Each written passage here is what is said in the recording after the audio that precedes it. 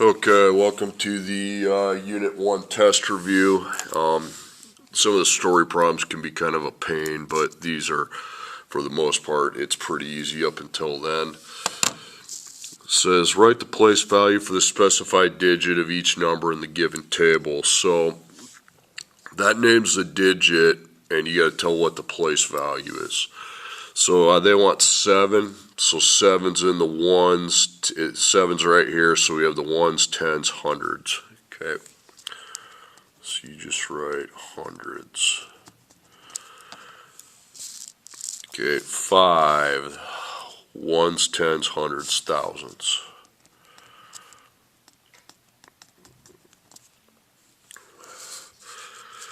Two, okay. Ones, tens, hundreds, thousands, 10,000s, 100,000s, millions.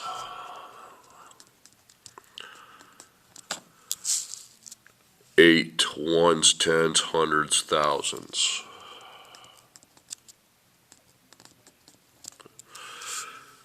Two, now you're like, which two? It doesn't matter. Sometimes I mistype those where I accidentally put the number down twice, so we'll just pick this one. Okay, the ones, just pick whichever one you want. Okay, and then 3, you got 3 in the ones place. Okay, write each number in expanded form. You got 3 digits, so I make 3 parentheses, get plus signs between them because that is kind of an addition thing. And then I organize my 6, my 5, and my 3. So 3's in the ones place, so 3 times 1. The 5's in the tens place, so it'll be 5 times 10. 6 is in the hundreds place, it's going to be 6 times 100. Excuse me.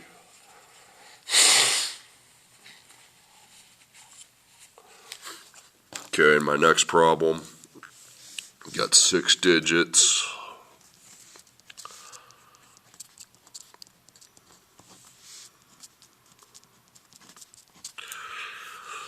Okay, so you got a 9, a 4, a 3, a 4, a 3, and a 2. So 2's in the ones place, 3's in the tens place, 4's in the 100s place, 3's in the 1000s place, 4's in the 10,000s place. You can put, and then 9's in the 100,000s place. Okay. Okay, now my last one is the same exact thing. I'm not going to do that one because it's just the same exact thing as this one. Okay, be stupid. By the way, if you have a 0 as a digit, you can put it or you can't. If you want to just leave 0 out, that's fine. It's up to you.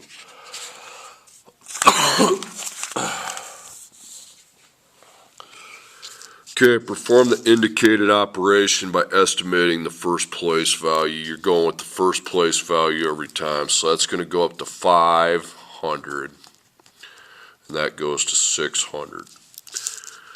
So 5 plus 6 is 1100, and then round those. That will stay 700, and that will go up to 600. 700 plus 600 is 1,300. It's going to stay 900 and be subtracting 300. 900 minus 300 is 600.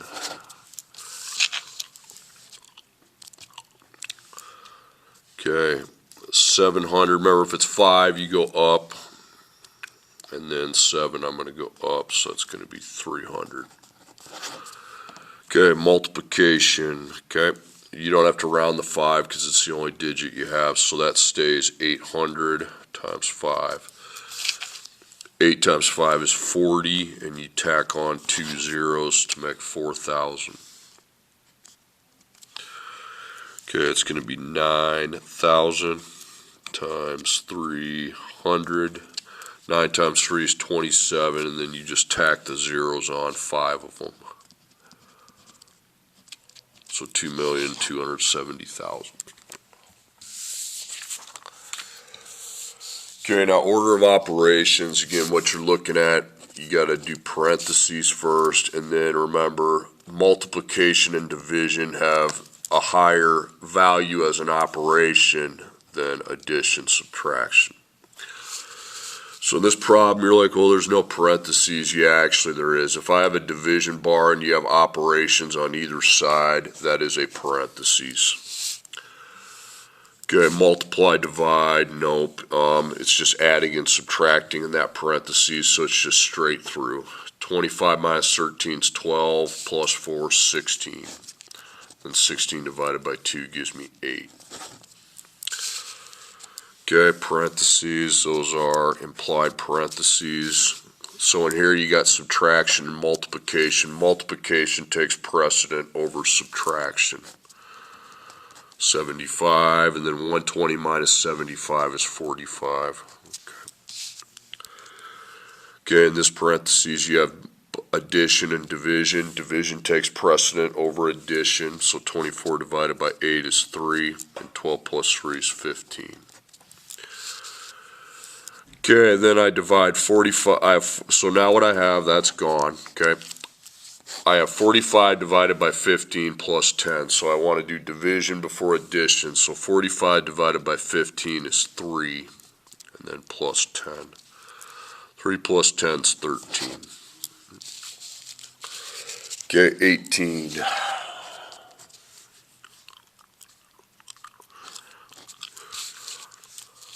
Okay, you got multiplication and subtraction. Okay, multiplication comes first. 48 minus 20, 6 times 8 is 48. 48 minus 20 is 28. And then 7 plus 21 is 28. So 28 divided by 4 is 7. And I have to do 28 divided by 7, that's 4. And then I have divided by 7 divided by 4.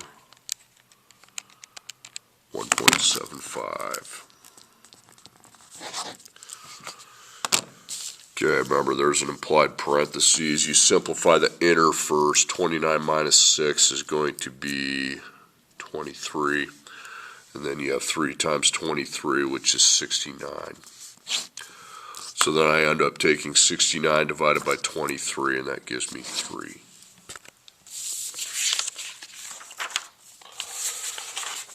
Now you got story problems. First, there's one in particular that can be kind of a pain in the butt. This one's not too bad. Let's read it first. During the first week of April, a print shop used the following amounts of sheet metal: 250 square feet on Monday, 234 square feet on Tuesday, 146 square feet on Wednesday, 489 square feet on Thursday, and 632 square feet on Friday. That's the first week. Now, during the following week, 1,000 more square feet are used than during the first week. So they use an equal amount plus 1,000. Find the total square feet of sheet metal used during the first 2 weeks in April. So I'm going to put week 1, week 2, because week 2 is kind of confusing. Like, it's not a hard problem to do, but it confuses people. So here's what week 1's not a problem. You got 256 on Monday, plus 234 on Tuesday, plus 146, plus 489, plus 632, then that's the end of the week, okay? So I'm going to add those up.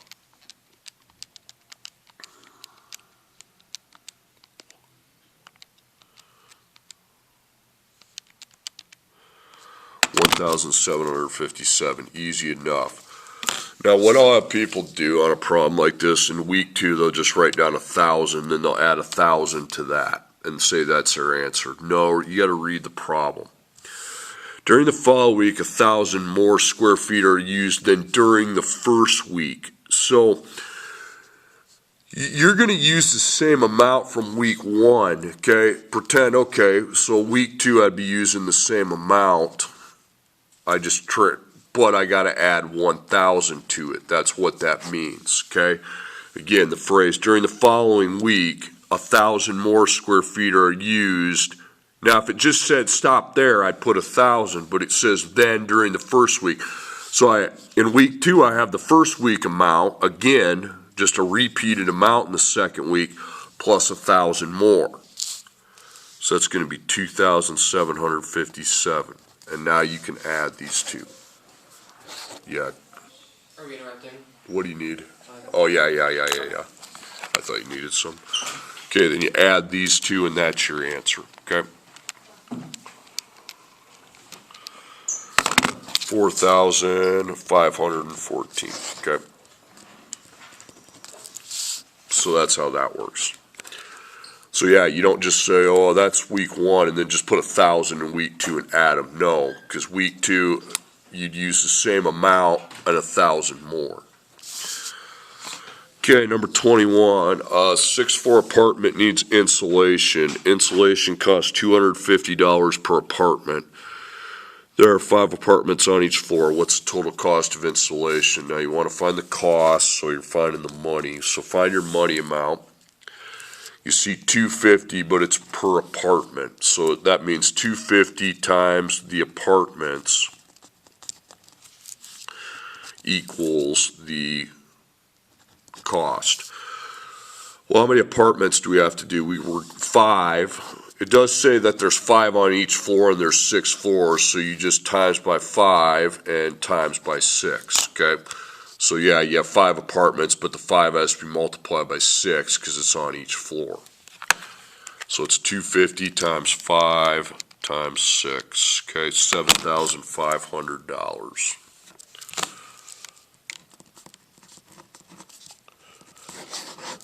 Okay, and there's 5 apartments, but there's on each floor, and we're doing more than one floor, so we times that by how many floors there are.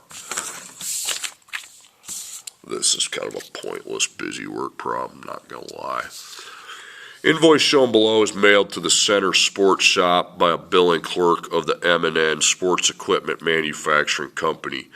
An invoice is a bill sent to a retailer by a manufacturer or wholesaler of merchandise purchased by the retailer. The extension shown in the last column of the invoice is a product of the number of units needed multiplied by the price of each unit. That's kind of a no-duh. Find the extension amount for each item on the invoice and add the extensions to determine the cost. So this dude here bought Bobbers. It's like a sporting goods store. He buys 15. They come in packages of dozen, but you don't need to use the 12 for anything. I know there's a dozen, but they come in packages of 12. They're buying 15 packages for $3. All I do then is take 3 times 15, 45. Muzzle loader, that's a hunting rifle. 319, 12 of them. That's going to be 3,828. Okay. Weight set, 313, just one of them, so that's 313. Baseball bats, those are really cheap baseball bats. $25 is a unit price for each. Buying 25 of them, 25 times 25 is $625. Tennis balls, okay. Buying 5, the unit price is $5. You're buying 16 packages of them, so 16 times 5 is 80. So you'd be spending $80 there. Baseball glove, that's probably way low for a baseball glove. 23 times 5 is 115. Fishing lures, 250 times 8, that's going to be 20. And then this one's really ridiculous. A golf driver costs a lot more than $12, but I guess they're horrible drivers. 12 times 20 is $240. Okay, and that's, you add them up, that's your invoice. Pretty straightforward. Next problem you guys aren't going to like. If you're not good at geometry, you probably won't like it. Give you some pointers though. 5,266 is the answer to that one. Now look at this. You got to find dimension A, B, and C. Now, before you even start the problem, you got 3 sets of holes drilled into this jig, okay? What you should do before you worry about anything else is find the amount of space between two consecutive holes. So let's look at this one, okay? From the beginning to the end here is 80. Right, jot that down. In the middle, this set of holes here from the beginning to the end is 100. The set of smaller holes from the beginning to the end is 85. So from here to here, look at it, it's 85. Now we're going to divide so we can find the space between any two holes. Now it kind of gives you what to divide by. It says there's 9 holes here, but you don't divide that by 9. If there's 9 holes, then there's one less space. See, watch. 1, 2, 3, 4, 5, 6, 7, 8. So you're not going to divide by 9, you're going to divide by 8, and that's 10. Just put a 10 on one of the lines. You don't have to do it all the way through, just put a 10. You can't really see it. That's a 10. Okay, now 100, there's 5 holes here. That would be 4 spaces. So 100 divided by 4 is 25. Just put a 25 there, okay? Okay, now 85 says there's 18 of those holes, so you divide by 17 to find the space. 85 divided by 17 is 5. So just put a 5 right there. So that's a 10, a 25, and a 5. That helps me a lot, okay, when I'm trying to figure this problem out. So they want to know how long dimension A is. Dimension A goes from here to here. So at the start of dimension A, you have this part before the holes start, and it's 15. Plus, then when the holes start, okay, I know every space in this one's 10, so I'm going to put plus 10. So plus 10, 10, 10, 10, 10, 10, okay? So how many spaces is that? 1, 2, 3, 4, 5, 6. So it's 15 plus 10 times 6. Well, 10 times 6 is 60. 15 plus 60 is 75. Okay, dimension B. Okay. Now, it starts in the middle of nowhere, so we're going to backtrack it here. Okay, so I know from here to here is 25. From here to here is 25. From here to here is 25. From here to here is also 25, but B stops short, so I'm going to put plus 25, but then I'm going to put a parentheses, and I'm going to have to minus, because I've got 25, 25, 25 minus this distance here, because you didn't make it all the way. So it's going to be 25 minus, look straight up, and it would be 5, okay? So again, I'll repeat that, 25, 25, 25, but we got to go back, so it's 25 minus that space there, 5. That's 20, so it's 25 plus 25 plus 20, and that's 70. Okay, dimension C, so C starts here. Well, we got a 12 plus a 10, and then we get into the spacing between the holes. Now remember, we figured out that that's 5 times how many spaces there are at the end here. This is where C begins, 12, 10, and then, so count the spaces, not the holes. 1, 2, 3, so 5, 5, 5, 5, 5, 5, 5, 5, 5, 5, 5. How many 5s is that? 1, 2, 3, 4, 5, 6, 7, 8, 9, 10, 11. So it's 5 times 11. Okay, so first you're going to times that. Times comes first. That's 12 plus 10 plus 55. 77. Okay. All right, number 24, a 10-pound cut ham is medium roasted at 375 degrees Fahrenheit. Total roasting time is determined by allowing 15 minutes of roasting time for each pound of beef. If the roast is placed in a preheated oven at 12 p.m., what time should it be removed. So it's all about time. So time, it says 15 minutes for each pound. So that means 15 times our pounds equals our minutes. Well, we have 10 pounds, okay? 15 times 10 is 150 minutes. That's easy enough. So it takes 150 minutes to cook it. By the way, you don't use the 375 for anything. Now, to figure out what time, you need to convert your 150 minutes to hours, okay? First off, we'll divide that by 60, because there's 60 minutes to an hour. And that's 2.5 hours. And 0.5 hours is actually 30 minutes, because it's a half of an hour. So what time is that? It's 12 p.m. now, so it's 2 hours and 30 minutes. So 1 p.m., 2 p.m., and then 2:30. So 2:30 p.m. Okay, and the last one, I forgot to give you the formula. It's, before I read it, you should have this. You don't have to memorize it, it's there. Carpenters find the amounts of lumber needed in board feet. A board is the equivalent of a piece of lumber 1 foot wide, 1 foot long, 1 inch thick. Use the following formula to find the number of board feet in each piece of lumber. So look at your piece of lumber. T is the thickness, that's going to be 1, okay? And just because that's inches and that's feet doesn't matter. The thickness is inches. Then the width is 8. The length is 9. You don't have to convert units either. And then divided by 12. Okay, so again, that's an implied parentheses. 1 times 8 times 9 is 72. 72 divided by 12 is 6. So there's 6 board feet.